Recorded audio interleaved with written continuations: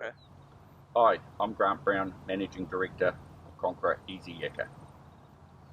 The product I'm about to introduce you to and show you an installation of is the Eziyaka precast concrete foundation pad.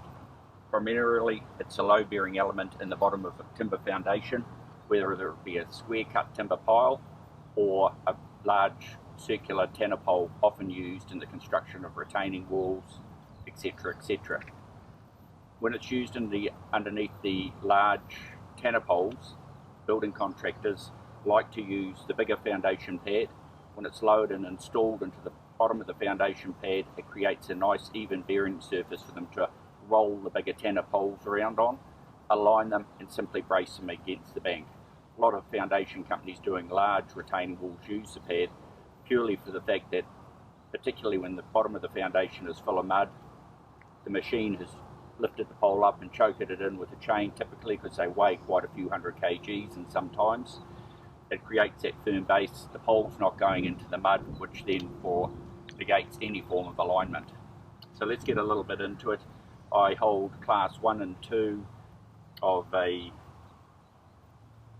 accredited installer for foundations. LBP is the class that I have. 35 years experience. I came across this idea 15 odd years ago when I was working with the building inspector, where we had a lot of water in the bottom of the foundation table. So what we have here is we have two sizes of the pad. They're 100 millimeters thick. Two sizes, as I was saying, a 260 round classes for the ordinary pile in the building standard, and the 370 does the anchor and the brace. The product's held code mark for the last 20 years. It was the third product ever to have it. However, in saying that, we are probably going to shift over to a brands appraisal as the code mark is revamped within the industry.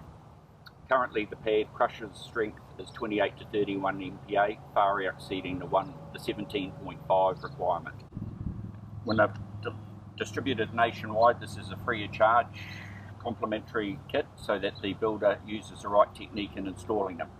In the installation kit is the hook that goes onto one end of the, in this case I've used a stick, and a ply compactor. There's 2 nails in there to install the ply compactor on one end, and 3 staples to install the hook at the other end.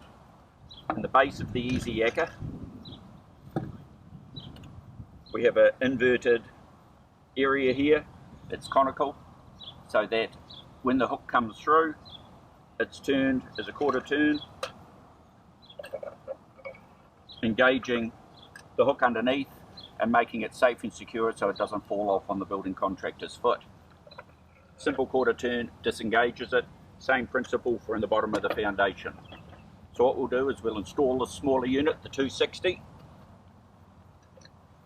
in the bottom of an excavation typical of this. If it's hand dug, it's normally pretty level. If it's a mechanically bored one, quite often they're out of level. So what we do there is we simply bit of sand, bit of pea gravel, spread it into the excavation on the area where it needs to be levelled up.